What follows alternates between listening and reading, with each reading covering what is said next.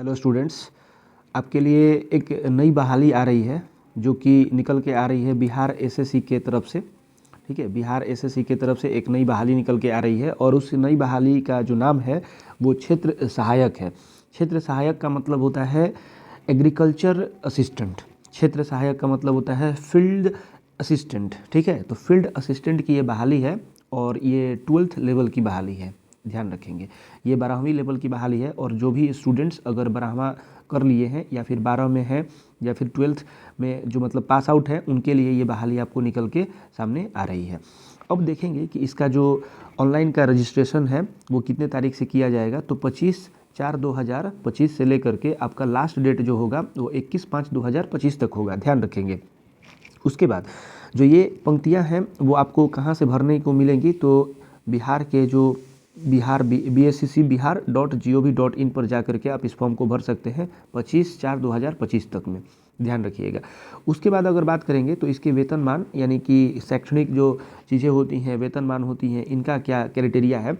तो क्षेत्र सहायक, जैसा कि आप लोगों को मैंने बता दिया कि इसको बोलते हैं फील्ड असिस्टेंट बोला जाता है और ये लेवल मान 2 का है, यानी कि लेवल 2 का जॉब है और इसमें जो आपको सैलरी मिलेगी वो 5,200 से लेकर के 20,200 के बीच में, यानी कि अगर ओवरऑल अगर इन हैंड सैलरी की बात करें तो लगभग आपको 30,000 जो है इसमें सैलरी देखने को मिल जाएगी। ध्यान रखिएगा, कितना हज़ार, 30,000 सैलरी आपको देखने को मिलेंगी। उसके बाद अगर आपने मान्यता प्राप्त संस्थान या फिर किसी स्कूल या फिर किसी यूनिवर्सिटी से आपने सिर्फ आईएससी किया हो या फिर किसी डिप्लोमा किया हो, सिंपल सी बात है कि आईएससी का मतलब जो है आपने इंटरमीडिएट जो है फिजिक्स केमिस्ट्री मैथ या फिजिक्स केमिस्ट्री बायो से किया हो या फिर आपने जो है एग्रीकल्चर डिप्लोमा किया हो। इन दोनों बातों का ध्यान रखेंगे, एग्रीकल्चर डिप्लोमा या फिर आपने सिर्फ आईएससी किया हो तो आप इस फॉर्म के भरने के लिए एलिजिबल हैं। बाकी जो भी इन दोनों चीज़ों को छोड़ करके किसी और तरीके से अगर आपने 12th पास किया हो किसी और सब्जेक्ट से तो आप इस फॉर्म को नहीं डाल सकते, ये बात ध्यान में रखेंगे। ठीक है, उसके बाद अगर देखा जाए आगे तो थोड़ा सा इसमें जो क्राइटेरिया है सीटों की, कैसे बांटी गई है सीट, वो भी थोड़ा समझ लीजिए और कैसे सीटों को यहाँ पे डिस्ट्रीब्यूट किया गया है। देखिए, सबसे पहले चीज़ तो 201 जो रिक्तियाँ हैं यानी कि 201 फॉर्म इसमें भरे गए हैं, उसमें से आरक्षित सीटों के लिए 79 सीट है, जिसमें से महिलाओं को 28 सीट रिजर्व कर दिया गया है। जिसमें से अनुसूचित जाति जो है उसके लिए 35 और महिलाओं के लिए 12 सीट रिजर्व किया गया है। अनुसूचित जाति के लिए 2 है और महिलाओं के लिए इसमें कोई सीट नहीं है। और अत्यंत पिछड़ा वर्ग उनके लिए 37, लेकिन ओवरऑल में से 13 गो जो सीट है उसमें से महिलाओं के लिए है। पिछड़ा वर्ग जिसमें 21 है और महिलाओं के लिए टोटल 7, और फिर उसके बाद में पिछड़ा वर्ग महिलाओं के लिए जो है वो 7 है सीट। उसके बाद देखेंगे तो आर्थिक रूप से कमज़ोर वर्गों के लिए 20 होगा टोटल, उसमें से 7 महिलाओं के लिए सीट होगा। तो इस बात को समझने का एक बार कोशिश कीजिएगा कि जो टोटल संख्याएं होंगी पदों की वो 201 होंगी। कितना भाई साहब, तो 201 जो पद होंगी और ये टोटल पद है, इनमें से आपको 67 जो सीट है वो सिर्फ जो है महिलाओं के लिए ही रखा गया है, फीमेल्स के लिए रखा जाएगा। ठीक है, महिलाओं के लिए कितना सीट रखा गया है भाई साहब, तो 67 सीट रखा गया है, ये बात ध्यान में रखेंगे।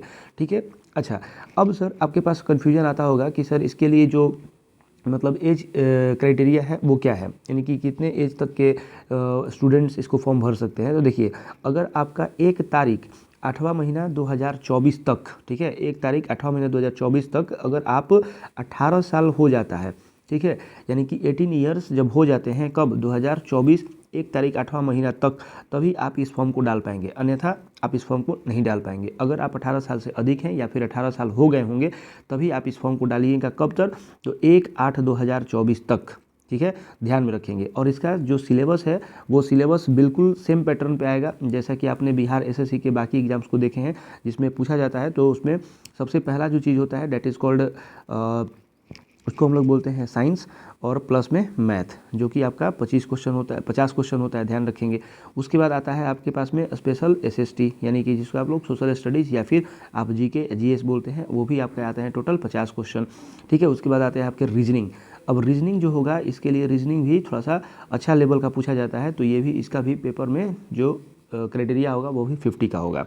तो ये सारा सिलेबस होगा। अब अच्छे से आप प्रिपरेशन में लग जाइए क्योंकि एक साथ में बहुत सारी वैकेंसीज आ रही हैं और भी वैकेंसी अभी आने वाली हैं। जैसे कि बिहार एसएससी सीजीएल 4 की जो वैकेंसी है वो भी तुरंत ही जारी होगा अब, क्योंकि बाकी चीज़ों में तो लेट नहीं हुआ है लेकिन इसमें भी अब लेट होने की संभावना नहीं है। ध्यान देने के कि जो बिहार एसएससी सीजीएल जो 4 की जो वैकेंसी है वो भी तुरंत आने वाली है।